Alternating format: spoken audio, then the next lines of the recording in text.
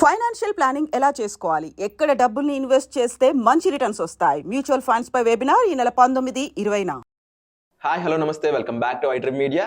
ఈ రోజు మనతో ఉన్నారు క్వాలిఫైడ్ పర్సనల్ ఫైనాన్స్ ప్రొఫెషనల్ అలాగే మ్యూచువల్ ఫండ్ డిస్ట్రిబ్యూటర్ అయిన మన ఫేవరెట్ రమేష్ పసుపులేటి గారు. సార్తో మాట్లాడదాం.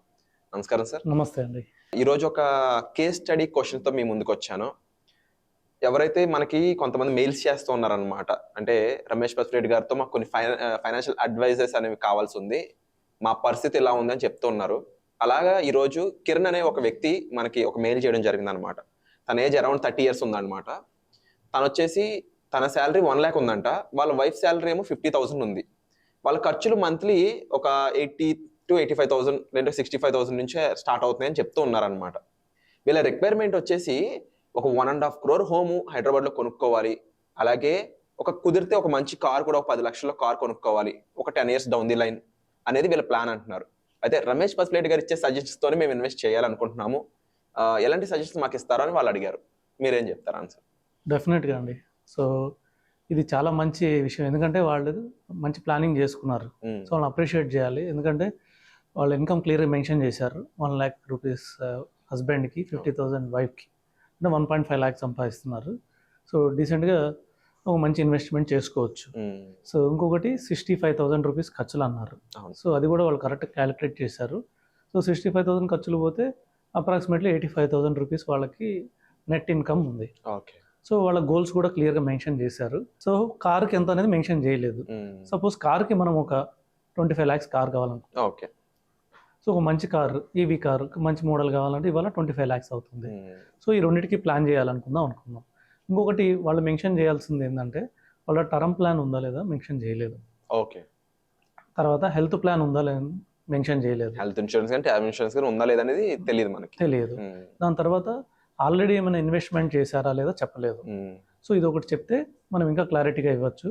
సో బేస్డ్ ఆన్ డీటెయిల్స్ నేను ఒక మంచి క్లారిఫికేషన్ ఇస్తాను. సో చిల్డ్రన్ వాళ్ళు ఏజెస్ 32 అన్నారు. సో చిల్డ్రన్ గురించి చెప్పలేదు. సో చిల్డ్రన్ కూడా ఉంటే వాళ్ళ, సో ఉన్నారనుకుని మనం ప్లాన్ ఇద్దాం. లేదు ఇప్పుడు సపోజ్ జస్ట్ బార్న్ అనుకోండి, లేదంటే ఇమీడియట్గా ఒక నెక్స్ట్ ఇయర్లో పాప పుట్టింది అనుకోండి, దానికి కూడా ఒక ప్లానింగ్ చెప్దాం. దాని తర్వాత ఫైనల్ ఎండింగ్కి మనం రిటైర్మెంట్ ప్లానింగ్ కూడా చెప్దాం. సో అప్పుడు పర్ఫెక్ట్ ప్లాన్ అవుతుంది. ఎందుకంటే వాళ్ళకి 85,000 మిగులుతుందంటే 85,000 ఓన్లీ కార్కి లేదంటే ఓన్లీ హౌస్కి పెడితే సరిపోదు. అవును. ఇవి ఉంటేనే సరిపోదు. ఫైనాన్షియల్ ప్లానింగ్ అవినట్టు కాదు కాబట్టి. సో ఫైనాన్షియల్ ప్లానింగ్లో రిస్క్ ప్లానింగ్ ఉంటుంది, తర్వాత చిల్డ్రన్ ఎడ్యుకేషన్ ప్లానింగ్ ఉంటుంది, తర్వాత చిల్డ్రన్ మ్యారేజ్ ఉంటుంది, దాని తర్వాత రిటైర్మెంట్ ఉంటుంది. Last but not least retirement. ఫ్యూచర్లో పెద్ద ఫండ్ కావాలి ఇన్ఫ్లేషన్ తగ్గట్టు. వాళ్ళు వెరీ యంగ్ కాబట్టి ఇదే కరెక్ట్ టైం వాళ్ళు ప్లాన్ చేసుకోవడానికి. సో ఫస్ట్ ఆఫ్ ఆల్ నేనేం సజెస్ట్ చేస్తానంటే ఇమీడియట్గా 1 lakh ఇన్కమ్ ఉందన్నారు కాబట్టి, అంటే ఇయర్లీ 12 lakhs ఇన్కమ్, అంటే అప్రాక్సిమేట్గా ఒక 3 crores టర్మ్ ప్లాన్ తీసుకోండి. సో 30 years పర్సన్కి, 32 years పర్సన్కి అబౌట్ 40-50,000లో 3 crores టర్మ్ ప్లాన్ వచ్చేస్తుంది. ఆల్మోస్ట్ 40-50,000 లోపలే వచ్చేస్తుంది ఇయర్కి. అంటే మంత్లీ ఒక 3-4,000 rupees, 3-4,000 rupeesలో ఆయనకు ఒక టర్మ్ ప్లాన్ వచ్చేస్తుంది. తర్వాత వాళ్ళ వైఫ్ గారు వాళ్ళకు కూడా ఆమెకు కూడా 50,000 శాలరీ ఉంది కాబట్టి ఇయర్లీ 6 lakhs, అంటే ఆల్మోస్ట్ ఒక 1.5 crore టర్మ్ ప్లాన్ తీసుకోమని సజెస్ట్ చేస్తాను. 1.5 crores ఎందుకు సజెస్ట్ చేస్తాను? ఎమర్జెన్సీ. ఎందుకంటే రేపు చిల్డ్రన్ ఉన్నా కానీ, డిపెండెంట్స్ ఉన్నా కానీ వాళ్ళకి ఇన్కమ్ లాస్ కాకూడదు. ఈ 6 lakhs ఏదైతే ఉందో, లేకపోతే హస్బెండ్కి ఏదైతే 12 lakhs ఏదైతే ఉందో, ఇవి కూడా ఎవ్రీ ఇయర్ పెరుగుతూ ఉంటుంది కాబట్టి. సో వాళ్ళ లైఫ్ స్టైల్ కూడా అలాగే ఉంటుంది. అవును. మంత్లీ 65,000 ఖర్చు పెడుతున్నారంటే వాళ్ళ లైఫ్ స్టైల్ కూడా కొంచెం, ఎవరికి ఏమైనా జరిగినా కూడా ఇన్కమ్ ఆగకూడదు. అవును. సో అందుకని హస్బెండ్కి ఒక 3 crores టర్మ్ ప్లాను, దానికి ఒక 3-4,000 మంత్లీ. సో వైఫ్కి కూడా ఒక అప్రాక్సిమేట్లీ 2 to 3,000 పడుతుంది. యాక్చువల్గా లేడీస్కి టర్మ్ ప్లాన్ ప్రీమియం తక్కువ పడుతుంది. ఓకే. సో వాళ్ళకి 1 crore, 1.5 crore అంటే మంత్లీ 2,000 వచ్చేస్తుంది. తప్పకుండా వచ్చే ఎపిసోడ్లో ఇవి కూడా డిస్కస్ చేద్దాం, ఎందుకు తక్కువ పడుతుంది అనేది. షూర్ అండి. సో 2,000, 3,000, 5,000 రూపీస్ పక్కన పెట్టేశాడు టర్మ్ ప్లాన్కి. 85,000 సర్ప్లస్లో 5,000 రూపీస్ ఇన్సూరెన్స్కి తీసేసి పక్కన పెట్టేసేయాలి. ఓకే. రిమైనింగ్ అమౌంట్ని 2 విధాలుగా మనం డిఫరెంట్ చేద్దాం. సో 10 yearsలో వాళ్ళు హోము ప్లస్ కార్ కొందామని. అవును. సో ఇందులో ఒక 60,000 రూపీస్ మనం హోమ్కి తీసుకుందాం, ఎందుకంటే హోమ్ పెద్ద అమౌంట్ కావాలి కాబట్టి. సో వాళ్ళ గోల్ కూడా చూసాం, 1.5 crore హోమ్ కావాలి కాబట్టి. సో ఒక 60,000 SIP ద్వారా 10 years అనేది చాలా మంచి టైం.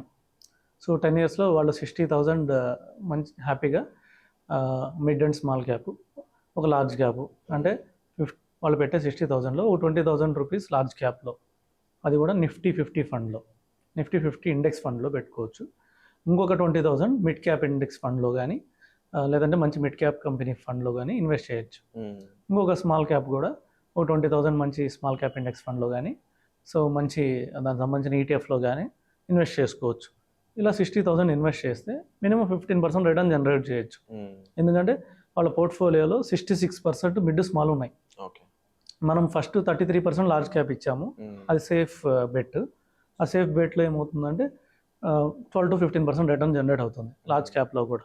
ఇంకోటి వచ్చేసి మిడ్ క్యాప్లో ఈజీగా 15 to 18% రిటర్న్ జనరేట్ అయింది. స్మాల్ క్యాప్లో 18 to 21% రిటర్న్ జనరేట్ అయింది. యావరేజ్ తీసుకున్నా కూడా మనం 15% తీసుకున్నాం యావరేజ్. సో తక్కువలో తక్కువ 15% రిటర్న్ ఎక్స్పెక్ట్ చేసినా కూడా వాళ్ళకి 1.5 crore వచ్చేస్తుంది. సో వాళ్ళ హోమ్ కంప్లీట్ అయిపోతుంది. 10 yearsలో 60,000 ఎస్ఐపి చేసుకుంటూ వెళ్తే 1.5 crore వాళ్ళకి అప్రాక్సిమేట్గా 1.5 కానీ 1.6 crores వరకు వచ్చేస్తుంది. ఈ అమౌంట్తో వాళ్ళ హౌస్ కొనేసుకోవచ్చు. సో అంతటితో అయిపోతుంది. సో తర్వాత ఇంకొక 20,000 ఉంది. ఈ 20,000కి కార్కి మనం ప్లాన్ చేద్దాం. సో ఇందులో కూడా మనం సేమ్ 20,000లో ఒక 5,000 లార్జ్ క్యాప్, ఒక 6,000 to 7,000 mid cap, remaining 8,000 rupees small క్యాప్లో ఇన్వెస్ట్ చేద్దాం. టైం డ్యూరేషన్ చెప్తారు. ఇది కూడా 10 years పెట్టుకుందాం, లేదంటే ఒక 5 yearsలోనే పెట్టేసుకుందాం. 5 yearsలోనే పెట్టుకుందాం. టాప్అప్ అనేది ఉంటుందా? అవసరమైతే టాప్అప్ చేద్దాం, లేకపోతే వీటికి సరిపోతుందో లేదో చూద్దాం. వీటితో సరిపోయింది అనుకుందాం. ఫస్ట్ పాయింట్, సపోజ్ 20,000 5 years అంటే per year almost 2.4 lakhs. So 5 yearsకి 12 lakhs వీళ్ళు ఇన్వెస్ట్ చేస్తారు.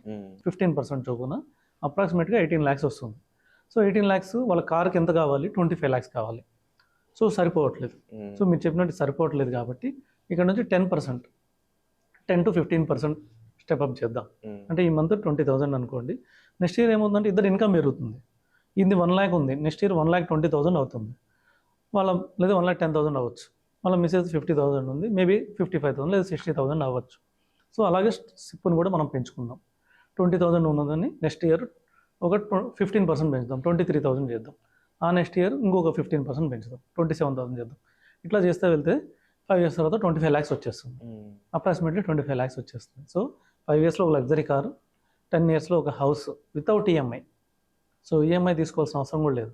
హ్యాపీగా తీసేసుకొని లోన్ లేకుండా, ఈఎంఐ లేకుండా ఫస్ట్ ఇవి టార్గెట్ కంప్లీట్ చేసేసుకోవచ్చు.